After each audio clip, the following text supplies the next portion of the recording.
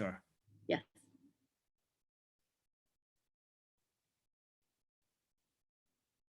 Assalamu alaikum wa rahmatullahi wa barakatuh. It is a pleasure and an honor to be with you today on a holy day, Friday, at a very, very blessed time. However, it's a very also difficult time of adversity, trials, and loss. And today we're going to talk about embracing our own diversity. And embracing our diversity is all inclusive of all members of our human family, starting with our brothers and sisters, Black Americans in our society. What does it mean to embrace diversity? What is the meaning and purpose of diversity? I would like today to share a new perspective about diversity that's not only a legal perspective from a law enforcement point of view. I would like to introduce diversity today, inshallah, God willing, from a Muslim or Islamic perspective. How does Islam deal with racism? How does it promote equality? Despite of all the false stereotypes that is spreading about the religion of Islam, we can actually learn something from Islam, from the Quranic teachings, to help our society advance and move forward beyond violence, racism, sexism, classism, and all kinds of discrimination. I'm going to start with a new perspective, as I said, which has been proven throughout the years since the 1500s to be very effective. And we have evidence to support this practically in life. We have nations and nations around the world who have people who are Black, white, brown, yellow, and all shades of color. But when they deal with each other, they don't deal with each other on the basis of their skin color. They don't perceive any superiority for someone who has a lighter complexion or any inferiority of someone who has a darker complexion. Why is that? That's what we're going to discuss today. And how can we reach up to that level as a civilized society where everyone and every member of society respects the other member and respect it from the heart, not only because they want to obey the law, which is very important to adhere and comply to our laws and the Constitution, the American Constitution, but that's also a part of the Islamic law and Constitution. What is the meaning of diversity and the purpose of diversity? That's what we need to share with each other today. Why and where does it exist? Racial discrimination in our country that we have been experiencing, especially after the unjust killing of our brother in humanity, George Floyd, recently, and of course before him, the fatal killings of Ahmaud Arbery and Michael Brown, and several others before him from our Black men in our American society on the hands of some racist, and I say very individuals who are racist police officers. It happened to be. It does not mean that all police officers are racists. This makes us in a very, very crucial moment of history where we need to reassess our value as a civilized society. We need to see the progress in the area of social justice and racial equality. It's quite evident that we are living far from our ideals, whether it's American ideals or ideals of the whole entire humanity. Therefore, it is very vital for all of us to reflect, to pause, and reflect on these tragedies and calamities and discern the root cause. Why? We all see the evident impact on the lives of our people, brothers and sisters, Black brothers and Black sisters, individually and as a nation. And of course, we see the impact on our white brothers and white sisters as well. Why? Because some of them are actually generalized and painted with the same brush, just like any other, just like we are as a Muslim community are supposed to be the first one to stand up and say, we cannot generalize about everyone, not because a police officer who happened to kill a Black brother from our community happened to be white. It does not mean that all white people are racist. This is very important. We have to understand this. And we cannot just generalize as we generalized on the Muslim community before, and we still do. How can we stop the reoccurrence of these racist incidents? I would like to start with one of our greatest Black Americans and civil rights leaders, Malcolm X, who is very well known, who wrote during his pilgrimage to Mecca, Saudi Arabia in 1964. He talked about how America needs to understand Islam and why. Because this is one religion that erases from its society the race problems. This is what Malcolm X thought at the time where he just had converted to Islam, to the Sunni Islam, or the main tradition, the mainstream Islam.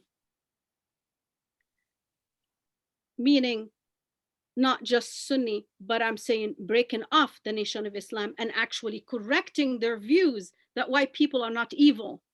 But there are evil individuals among us who are white and from all different colors, who can be racist and unfair and unjust to each other.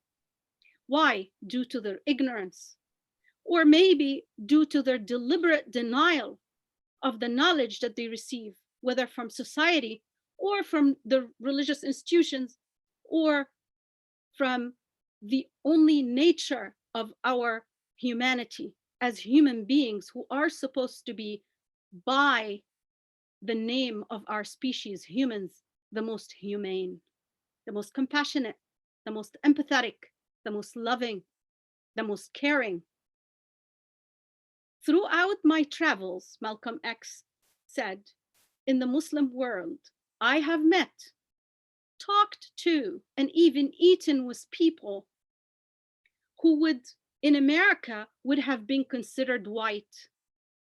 But the white attitude was removed from their mind by the religion of Islam. Why and how? If they are white, why they were not racist? And how did Islam remove this white attitude? And again, I'm gonna go back and correct this. He means to say white supremacy. I had never before seen sincere, true brotherhood practiced by all together, irrespectful of their color. And then he continues, as he was deeply touched by his journey to Mecca. Malcolm narrated that during the past 11 days in the Muslim world, I have eaten from the same plate, drunk from the same glass, and slept on the same rug while praying, meaning bowing down to God and prostrating to our one God, the one God that we all worship, the creator of heaven and earth. While praying to the same God with my fellow Muslims, whose eyes were the bluest of blue, whose hair was the blondest of blonde, whose skin was the whitest of white.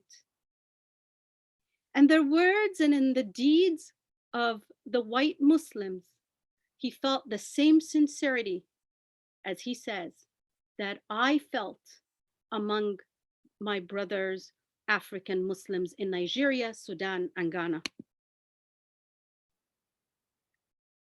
This is Islam, and how can it eradicate racism?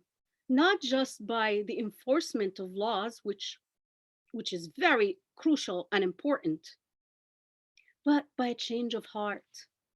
And I would like to mention when I talk about a change of heart, because we're not showing off to each other that I'm a compassionate, empathetic, kind, and just person, so people can applaud me and say, oh, you're great.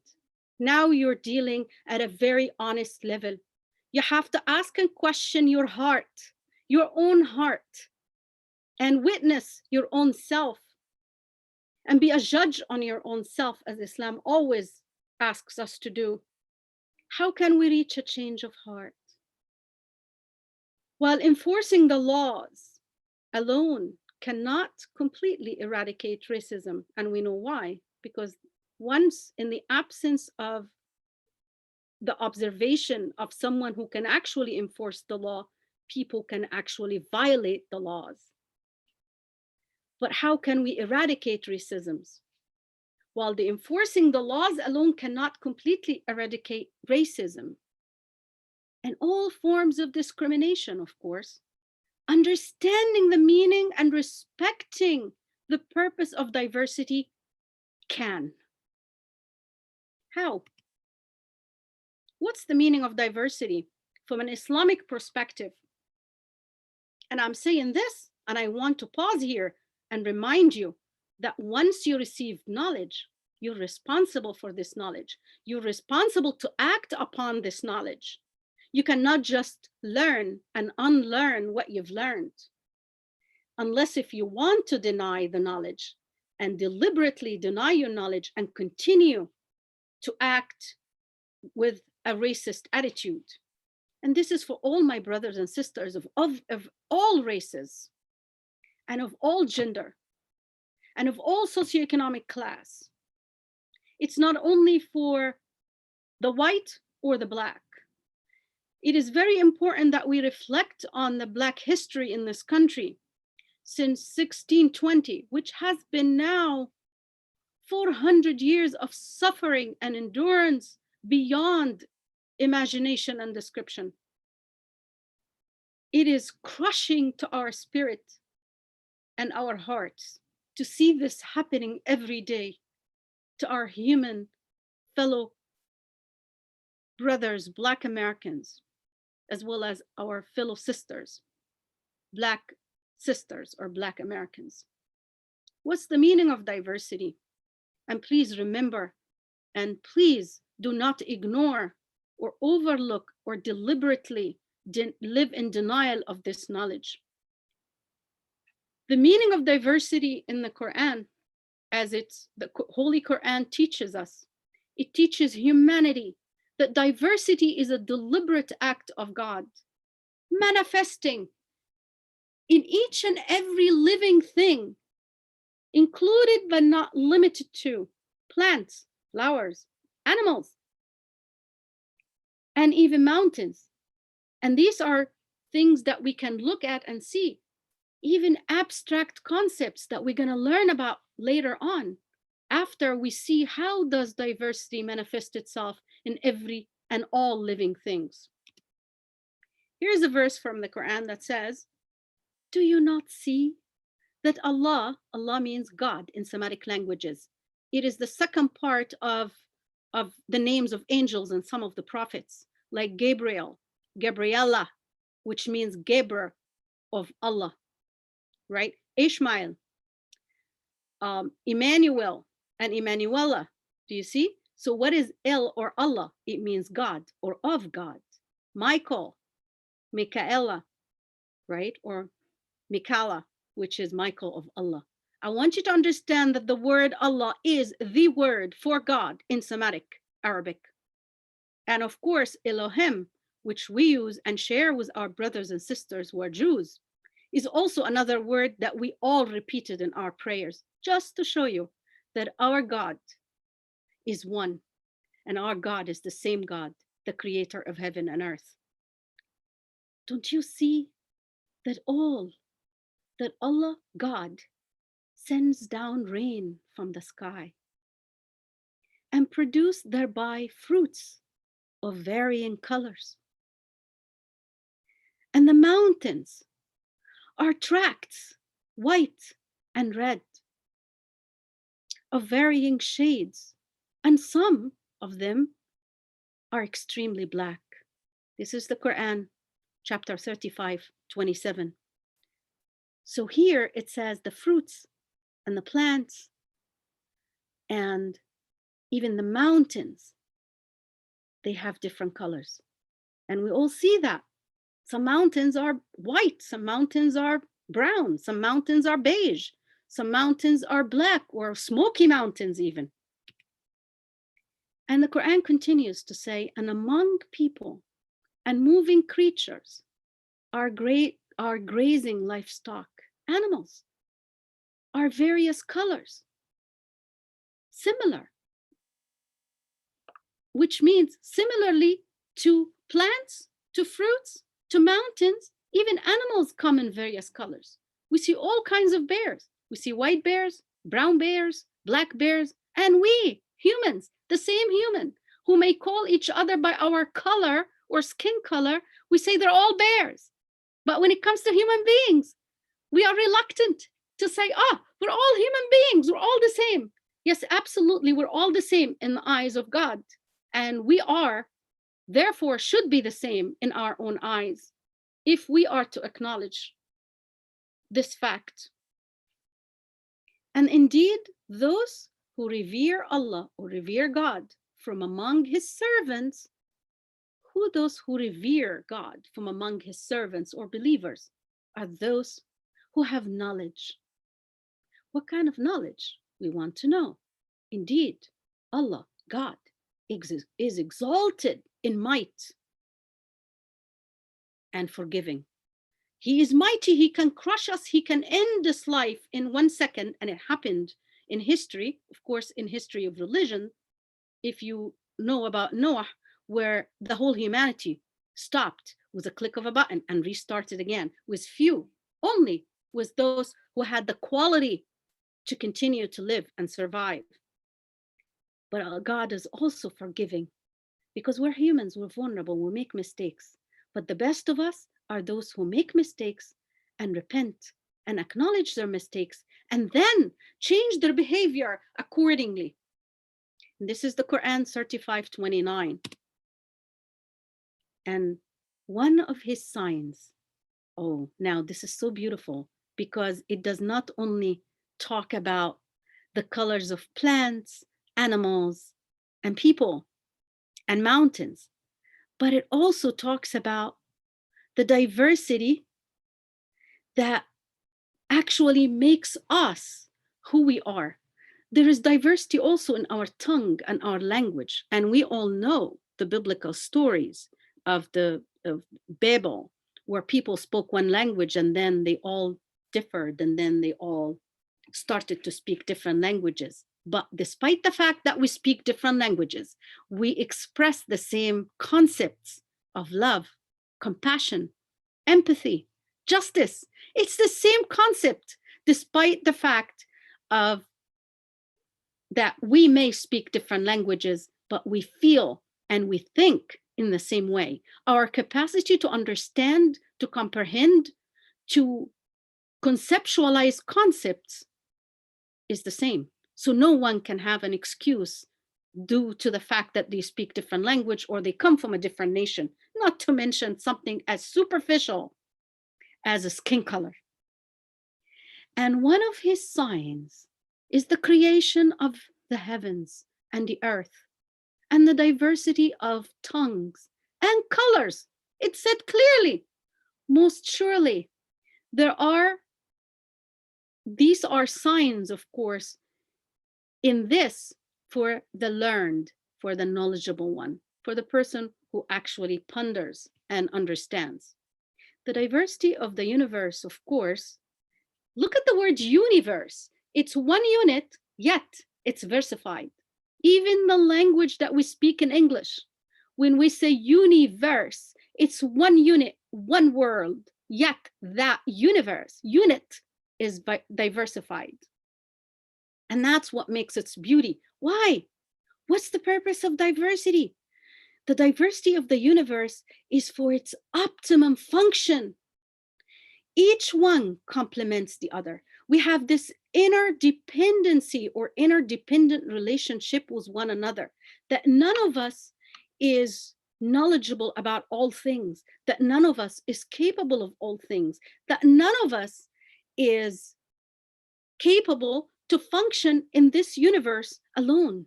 All of us need every single one of us, and all of us need all of us together. So the purpose of diversity is for the optimum function of society and the universe and humanity, where each member of the human family complements the other. Just as the 5 fingers, they have different sizes, different length. Some of them are shorter than the other. But why? To have this fine motor skills, to be creative, to be the best, and to maximize and optimize the use of one hand. Despite the fact that all 5 fingers come from one hand, they're still diversified. So we see diversity within the human body. Even the pupil of the eye, the pupil is black, and the white around the eye, this is white, and none of them is more important than the other, because they're all essential for us to be able to see and have an insight. When humanity adheres to these teachings of the Quran, that diversity is a deliberate act of God, and it's the sign of its beauty, so we can see the different types of people, different colors of fruits and vegetables and flowers and mountains, and not even the image. We can never see without having all these different shades, from the very black, pitch black, all the way to the whitest highlights ever. Otherwise, we cannot see an image. The image will not be clear to us. And that's, any artist will tell you this. They cannot work without actually having all different shades of all different colors to make a perfect image. That's why diversity is important. And that's why the Quran teaches us that diversity is a sign of God, that despite of our differences, we're all the same, we're all equal. And not only that, but despite of the diversity in the whole universe, we're all equal in the eyes of God and should be treated equally according to every single one of us, and embrace and celebrate our diversity. What's the purpose of diversity then? And why does it exist? The Quran continually emphasizes the purpose of diversity is to do what? To promote cooperation among all members of the human family, to put hands in hands, to stand up for what's right, to enjoin what's right, and to forbid what's good, to stand up and uphold justice for all, to protect all lives, the lives of blacks, the lives of whites, the lives of brown, the lives of yellow people, the lives of all people, and every single life. The purpose is to promote cooperation. Why? Why cooperate? For the advancement of humanity. Without us cooperating, look what we're going through with the coronavirus.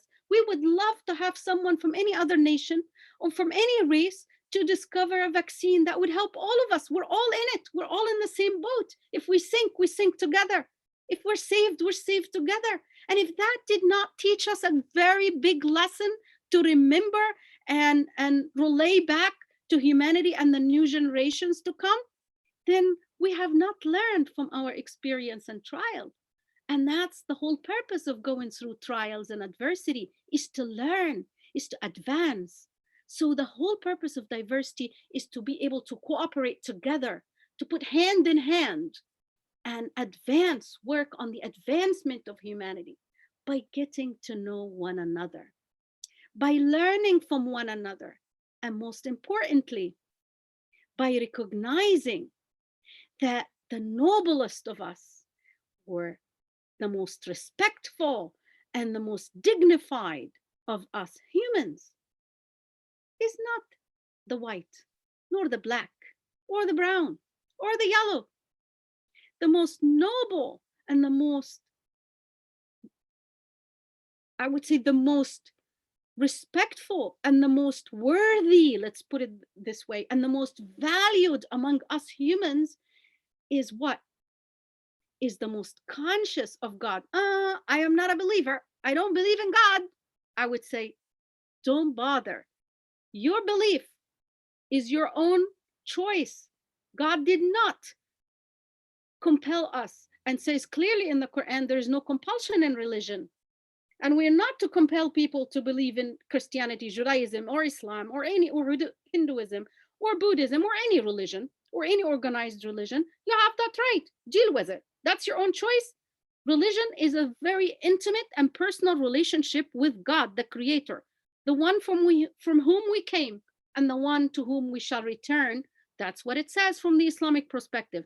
I don't remember any one of us who created himself, who can tell me how he was created or she was created.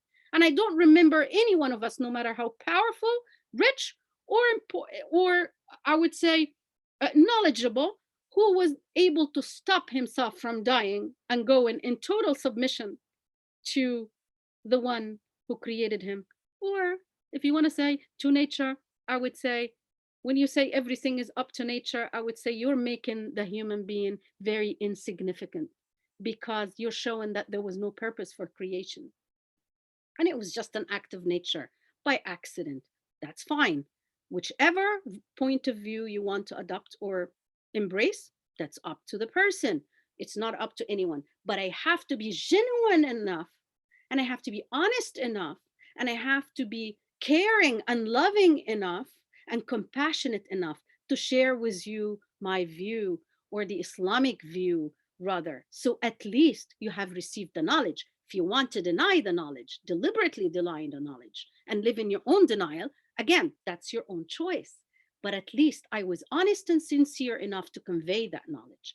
Here it says the noblest of us humans is the most conscious of God. Why conscious of God? Forget about being conscious of God. Why? Because if you're God fearing and God conscious, you will ask yourself twice before you can deal with someone with no mercy, no compassion, and unjustly. That's the whole concept of religion, is to protect us from each other. God does not need any one of us to tell him, or to ask him, or to worship him, so it would raise his status. He does not need humans who are mortal, vulnerable, and weak, yet they have the ability to be so powerful to the extent that they can be divine. In what ways? We're going to know in emulating the attributes of God. What are the attributes of God? There are 99 attributes of God according to Islam.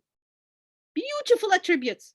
If one can just get a glimpse of each one, we will be angels walking on earth. The most merciful, the just, the most compassionate. That is the description of a human being who is God conscious. God, in the Quran, it says, "O humankind, lo, we have created you, male and female, and have made you into nations and tribes, that you may know one another. Lo, the noblest of you, in the sight of God, in the sight of Allah, is the best in conduct, is the best in action, is the best in behavior." Okay, nobody sees my action or behavior. I can pressure somebody, I can knee somebody's neck until they actually die, despite the fact people were protesting to this. Allah, or God, is knower of all things, and aware of what's deep down in our hearts, and he can hold us responsible for our actions. Only the knowledgeable ones, or you may say the knowledgeable believers of God, fear disappointing him by not following his commands. In this context of this particular verse in the Quran, it would be basically when you don't actively practice standing against injustice, for upholding equality and fairness among the most dignified of all creations, the human beings.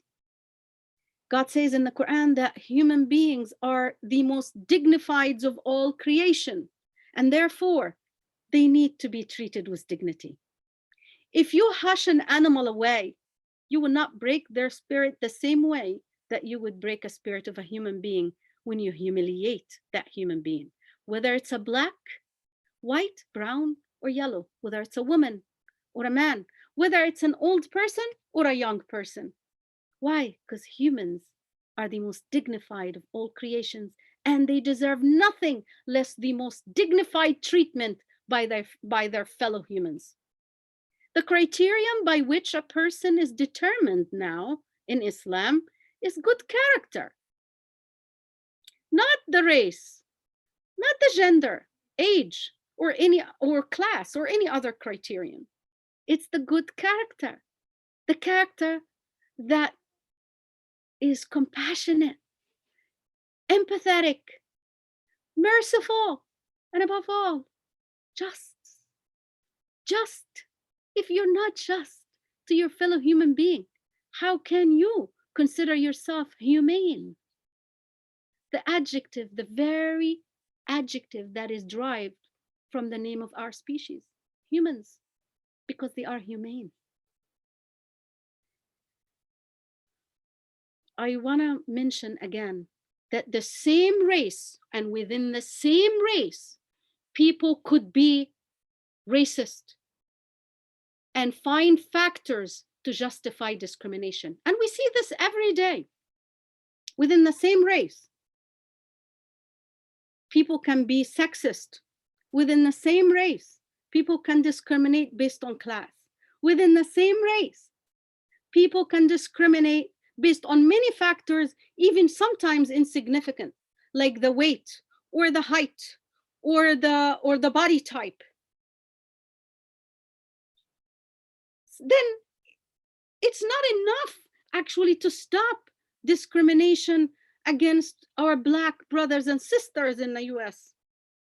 It is very important to uphold justice and equality among all our fellow human beings, fat or skinny, old or young, white or black, every human, poor or rich, because a person who wants to discriminate will find many factors to use to discriminate against his brother or sister in humanity. Please remember this.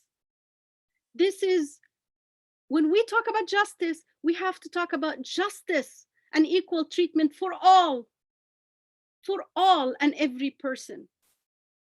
In the Quran, it says, "O humankind, we have created you a male and a female, and we made you different nations and tribes." And I want to mention the word here, nation, is shu'ub.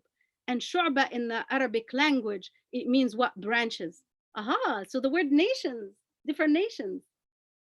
The US is a nation, European nations, nations in the Middle East, nations in Asia. They're all branches of the same tree, of the same human family.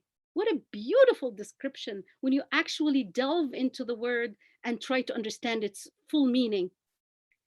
So we were created as branches from the same tree, to realize that our diversity comes from the same source. And in the Quran, in the Bible, in the Torah, in the Old Testament, it says that we all actually, something that has been proven scientifically, that genetically we all have the same genetic formation. It goes back to one father and one mother, which is what? Adam and Eve. Scientifically, it's been proven there is no such a thing as Professor Olson says in The End of Race.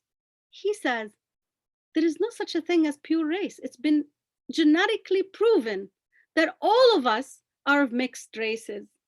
So no one can actually say, I'm purely black, I'm purely white, I'm purely brown, I'm purely yellow. We're all mixed of other races, because it shows, and something is recessive and some factors are dominant, and what shows is the dominant. And today, science has actually advanced to the degree that we're almost one little step close from being able to manipulate our colors. We're already able to manipulate the color of our hair. You can get the blondest of blonde, and you can get the blackest of black with nothing, with pennies, really with few dollars. So what are we talking about? We're able to actually put creams and tan ourselves and tan our complexion. We're able to brighten our complexion.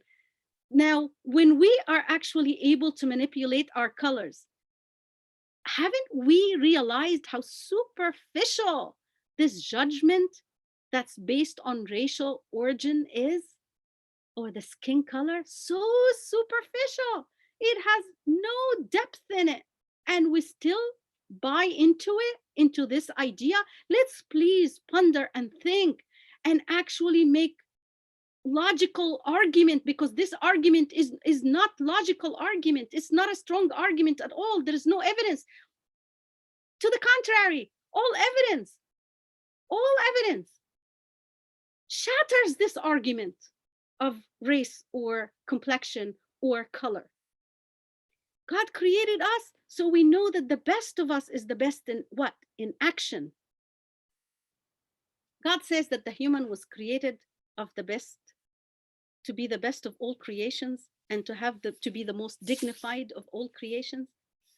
But also, God says in the Qur'an, it is not the sight or the sights of people that get blinded. It's rather the hearts which are on the chests that get blinded. It's the insight. Why?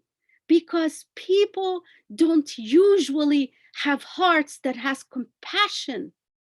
The heart that does not have compassion, mercy, empathy for a fellow human being, a brother or sister, regardless of their race, how can you call this heart is a living heart?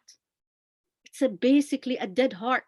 It's harder than a rock, as described in the Quran. For the rock that's described in the Quran, it cracks and rivers and water gushes through it, where the dead heart of a human is harder than the rock, because the rock is not dead in the end. It's living, and it's much compassionate and tender than those hearts, or those hard hearts of the racist members of us. May God increase us all in knowledge, and may we also increase each other in knowledge and raise awareness to how superficial it is to become a racist. It's a crime against all humanity, indeed, that the murder of George Floyd, that made our heart bleed. That was the most painful to see and the most humiliating of all of us, that reflected how we perceive and see ourselves as humans, is a murder against all humanity. The Quran clearly states that anyone slays a human being, it is seen as though he had slain or killed all of humanity. Whereas if one or anyone saves a life, it is seen as though he had saved the lives of all humanity. Humanity and Muslims, especially Muslims, who have the knowledge, who have the responsibility to share this knowledge, humanity and all its fair, just, compassionate, empathetic members of all colors, of all races, of all genders, of all socioeconomic class, humanity and Muslims cannot remain silent when faced with such atrocities, such racism, injustice, violence against our fellow Black Americans. We must all stand together in solidarity to establish justice for all and uphold the sanctity of every life by respecting and accepting the diversity of humanity as a fact, as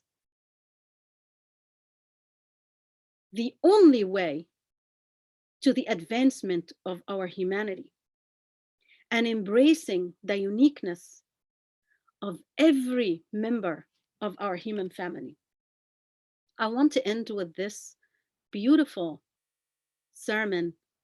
It's the farewell sermon of our beloved Prophet Muhammad, whose mission, as stated in the Qur'an, as the last and seal of prophets, is to be mercy for the humanity. Prophet Muhammad was described to be rahmatan lil alameen, that God says, I have not sent you as a prophet or a messenger except to be mercy for humanity, for humankind. He was the first in history to advocate and urge humanity to embrace diversity and racial equality and gender equality. Despite the fact that people say, oh, a woman who wears hijab is oppressed. A woman who actually chooses to cover herself, that's her choice. And she does not judge a woman who does not want to cover herself to any level. And we see our sisters who are actually calling for equality between men and women, now urging women not to objectify themselves. And this is a sign to refuse to be objectified as a female, to only deal with every brother who is a male or all other members of our human family as equal. So it's a symbol of gender equality. But again, see, stereotypes, misunderstanding, misinformation always flips the fact. And this does not make us less empowered. Wearing hijab, for example. Like today, we discovered that during the coronavirus, the most responsible of us is the one who wears a head mask, or a hair mask, a face mask. And some of us also wear head masks. It didn't make us any less powerful. To the contrary, it made us very responsible beings or human beings. The same way a Jewish sister who chooses to cover her hair or a Muslim sister who chooses to cover her hair should not be labeled or stereotyped that she's weak only because she covers. Then this argument is also weak. Why? Because in winter time, all women cover and wear a hat, including men. They wear a hat and they also wear a scarf around their neck. It does not make them any less powerful. Do you see? I am just showing you how stereotypes can objectify human beings from any race, from any religious background, from any socioeconomic class. And the racism is an attitude, it's a sickness of the heart. No matter what we do, we can never, ever eradicate without a change of heart. And the change of heart needs something that goes beyond enforcement of laws, which is very crucial and important as well. The Prophet Muhammad, peace be upon him, and I'm going to end with it, who was sent as mercy for humanity to bring the last testament that is a confirmation of the New Testament and the Old Testament, to be the last message of God to say that all religions are one and all scriptures are one book. Please read the Quran if you don't know about this, and you will discover with an open mind, if you read it, and a knowledgeable mind, you will discover how unifying the Quran is. But again, stereotypes would say, burn the Quran. Did you read it? Did you at least question it? Or you're taking things out of context and you're spreading false information and creating false stereotypes and judging people based on those stereotypes, including our Muslim sisters, daughters, and mothers who are born and raised in this country and wearing hijabs. They're still labeled. And they smile and say, I hope one day that this person can get to understand. But they don't have to really justify themselves, because we all cover our heads every year just to protect ourselves from the harsh weather in the wintertime. And in the summer, we wear cap. And the word cap is coming from hijab, which is the same word. We have to change our lexicon then and take away the word cap for protection from the sun. And when we bike or ride a motorcycle, by law, we have to wear a helmet. And when we graduate from college, the most special moment ever, especially for doctoral students, what do? We hood them. They wear the hood. They wear the cap. Again, what is cap? It's the same word for hijab, which is what? The head cover. Do you see? It's a symbol of honor. It's a symbol of knowledge. But see, we don't make connections. And this is when people don't make connections among knowledge. They cannot comprehend knowledge and they cannot advance knowledge. Together, we need to help one another to understand and value and embrace and accept, not tolerate. I do not accept the word tolerate. To accept one another, to help one another so we can advance as humanity. The Quran clearly says that. Please read it and learn, and please do not live in denial of the knowledge that I shared with you today. The mission of Prophet Muhammad was mercy to the whole humanity. He was the first in history to urge and advocate for all of us to embrace diversity, racial and gender equality. He stated in his farewell sermon that white has no superiority over a black. When was that? Almost 1,500 years ago.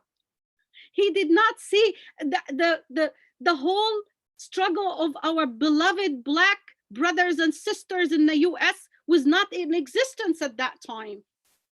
But he said, there is no superiority.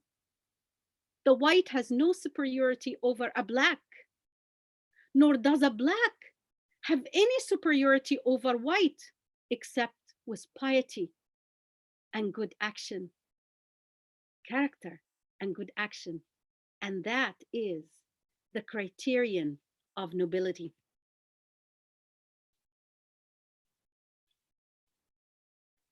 I want to end with a prayer because I'm a believing person who holds hands with every believing person in our country to pray that we all embrace one another, have compassion and genuine, sincere empathy, and have mercy on one another, to uphold justice, to treat each other the way we would like to be treated as our beloved Prophet Muhammad, peace be upon him, the seal of prophets. He taught us that none of you will enter paradise in the life to come unless, contingency, unless they love for others what they love for themselves.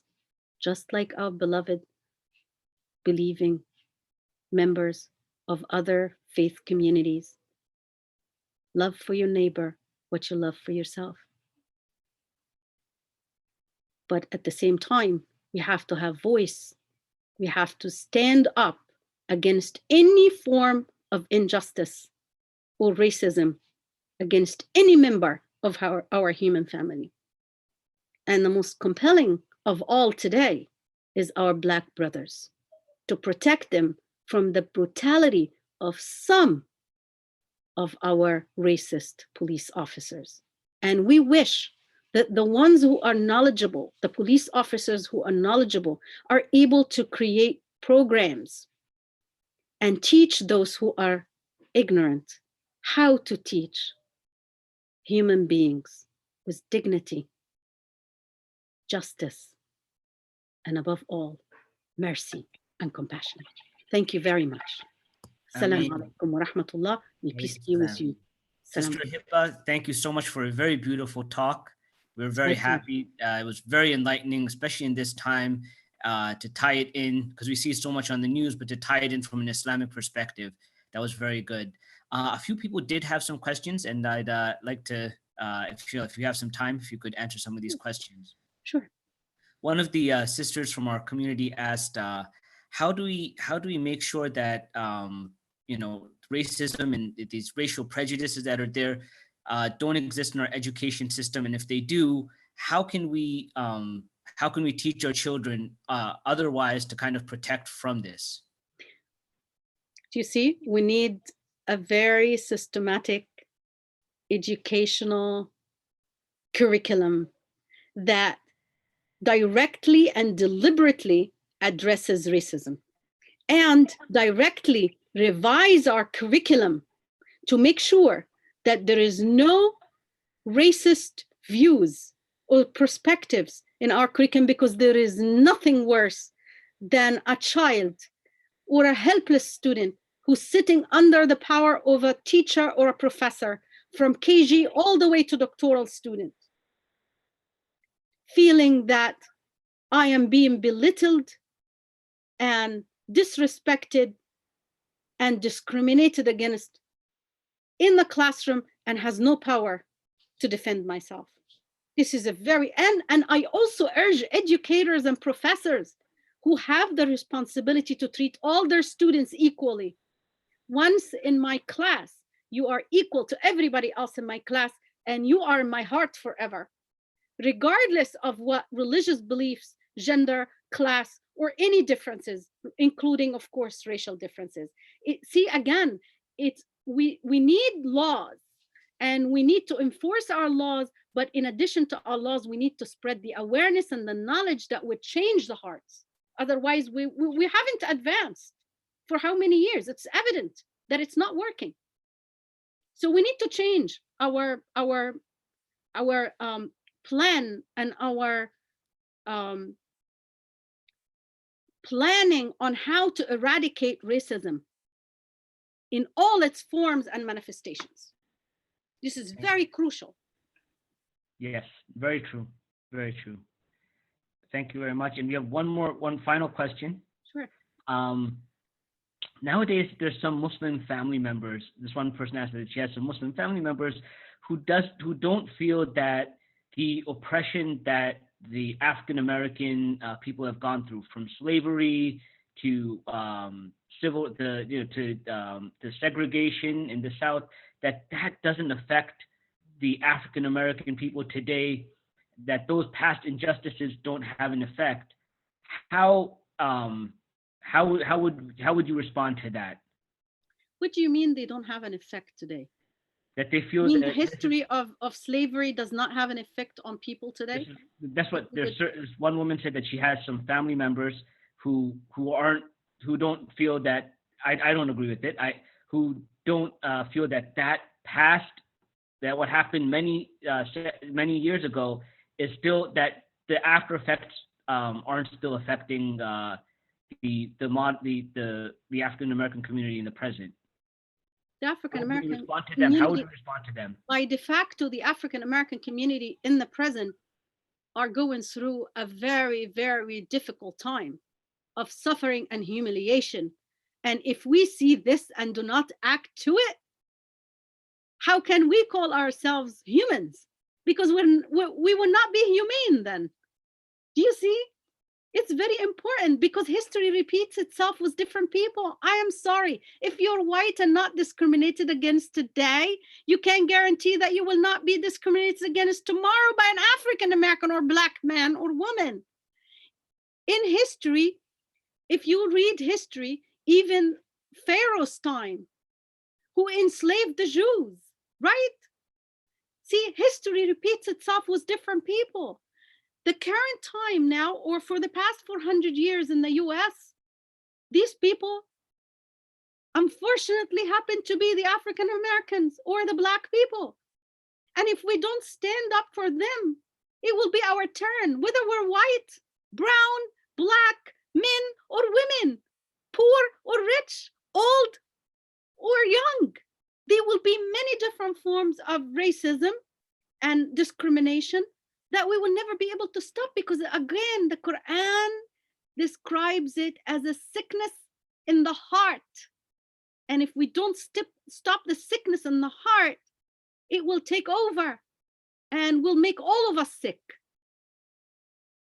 We need to actually, we need to find a vaccine, not only for coronavirus, because that's not what's gonna kill us at the end. We need to find a vaccine against racism and discrimination. That's what will actually kill all of us in the end, because you know what? Today, people don't accept discrimination and racism without protesting and uphold and trying their best to uphold justice, even if they lose their lives. So what does that mean? It means that we will be fighting each other forever. Congratulations. We need to stop this.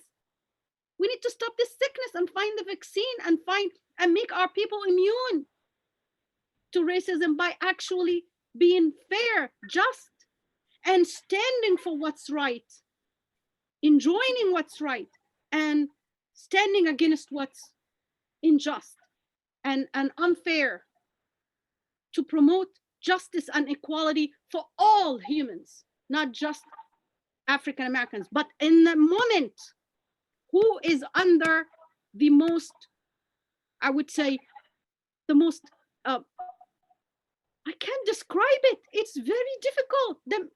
It's very difficult to see a human being humiliated and discriminated against to that extent. It's disproportionate. Let's put it that way. I made a mistake. Hold me responsible for my mistake. But I have to also say that we cannot use this as a justification for violence and looting and breaking people's businesses who are innocent, who have not done anything. That is unfair and it's not acceptable. We have to act as a civil society and take people into accountability. We have to make people accountable for their own actions. And please, you cannot just take someone who's innocent for someone who's guilty, because in the Quran also it says you cannot hold responsible for any atrocity or any wrongdoing except the person who has done it, not his father, not his brother, or not his fellow member of the same community, like what we're doing. That's not right. We have to be just in all ways and for all people, black, white, brown, yellow, women, men, poor, rich, fat, skinny. You see, young and old, all kinds, because again, discrimination will continue because it's a way of thinking. It's a sickness of the heart. If you stop one thing, another factor will come, and it's never ending. We have to end it. We have to stand up together and in solidarity to stop this and to stand against it with every power, with every knowledge, with every authority that we have. And I think there are so many people in this country and all around the world who would join hands for this noble cause. Yes, very true. Inshallah. I mean, this was the mission of our Prophet Sallallahu Alaihi Wasallam. He brought up people who were, Your voice is breaking. Your voice is breaking. It's okay.